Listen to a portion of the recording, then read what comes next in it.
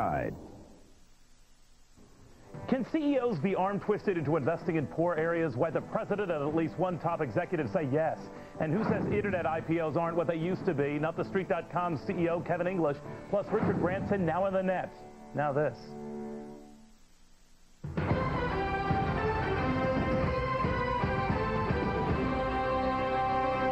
Fox News Now, I'm Jane Skinner. Johnny Chung says he was never an agent for the Chinese government. Chung spent a good part of the day talking to a congressional panel about his admitted illegal contributions to the Clinton re-election campaign. He says he was threatened by Chinese officials and was also offered money in exchange for his refusal to cooperate with the FBI. The bodies of the 3 people killed in the NATO bombing of the Chinese embassy will return to Beijing tomorrow. U.S. Ambassador James Sasser says the return of the remains could trigger more unrest. Meantime, demonstrators in Beijing continue to protest the bombing today, but more quietly than in the past few days. Kosovar refugees at Fort Dix, New Jersey have an undercover problem. They need underwear, so 2 local groups have launched Project Undercover. They say there is a shortage of undergarments for adults, as well as disposable diapers and underpants for children. In Israel, the Y2K bug is apparently a mixed bag. The government says the downside is that it could switch off traffic lights, but the upside, you could say, is that Israeli parking tickets may also be erased when the new millennium begins. Our next update comes at the bottom of the hour. Coming up next, the Cavuto Business Report. The hottest new issue on Wall Street is TheStreet.com, and Neil talks with the company's CEO, Kevin English. That's coming up next. Stay with us.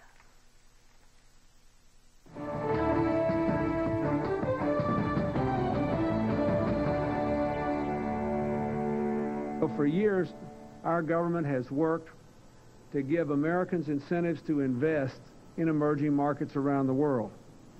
But we now know, as we look forward to how we can continue to create jobs and have economic growth without inflation, that our greatest untapped markets are here at home. The chief executive officer of the country makes an appeal to top corporate chief executives. Welcome, everybody. I'm Neil Cavuto. President Clinton today urging a who's who of CEOs to invest more money in poor rural and urban areas. Mr. Clinton says that despite the booming economy, more than 3 dozen U.S. cities have unemployment rates double the national average. In all, 17 leaders from companies like Citigroup and Aetna and Fannie-Mae took part in this White House summit. Several then followed Mr. Clinton to Atlanta's Sweet Auburn Market, an inner-city neighborhood that has been revived with private sector money. The president promises tax credits and incentives will come to encourage similar investments, but Fannie Mae CEO Franklin Raines tells me that can wait. I think it is possible, although tax credits are helpful. I mean, we, for example, have identified a number of these areas, particularly in cities and rural areas, as growth opportunities for us in the mortgage business, and we've launched very massive investment plans in these areas. But you're more the exception than the rule, aren't you? Well, I think we are an exception in the size. I mean, by the end of this year, we'll have $300 billion of investment plans on the books in 40 different locations in the country.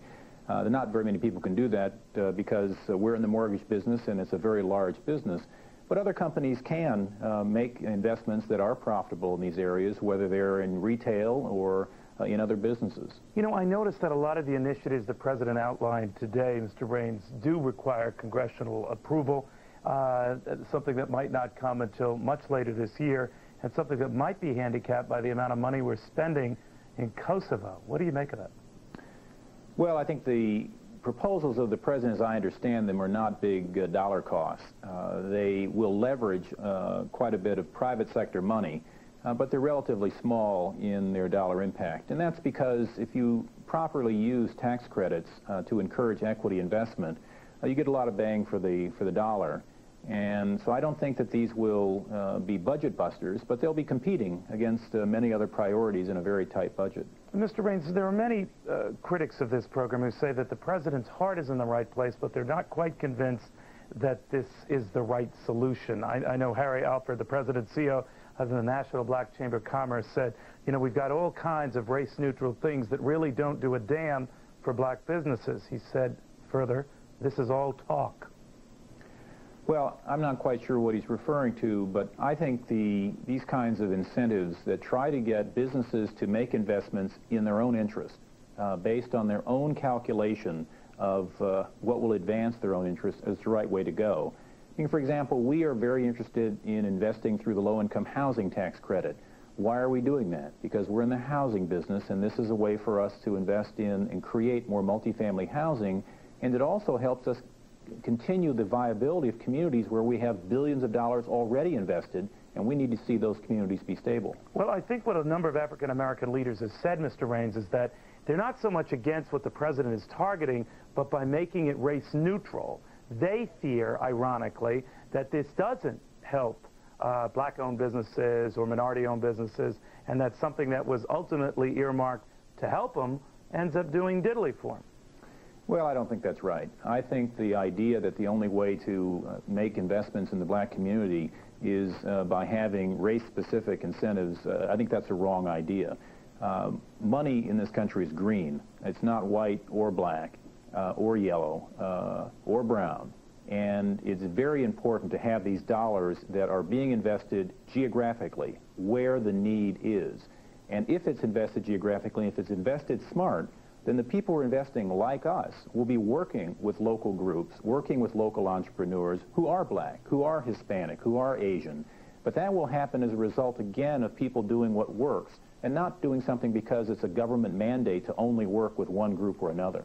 You know, that's generally the kind of talk the financial community loves to hear, Mr. Raines, and reason enough for there to be growing talk that if Treasury Secretary Rubin, for example, were to step down, as is perennially always argued, you're the perfect man to take his place. How do you feel about that? Well, my desire is for Bob Rubin to stay Treasury Secretary for life. What if he doesn't? If he doesn't, I'm sure the President will find many qualified people, but I'm very happy. You keep seeming to top that list. Well, I topped the one list I was interested in, which is the list of people to be CEO of Fannie-Mae, and that's where I'm going to be. So if asked, you'd say no? What I'm saying is that I will continue as CEO of Fannie-Mae. All right, Franklin Raines, still ahead as our business report continues. It is an IP go. Shares of online financial news site TheStreet.com surge on their first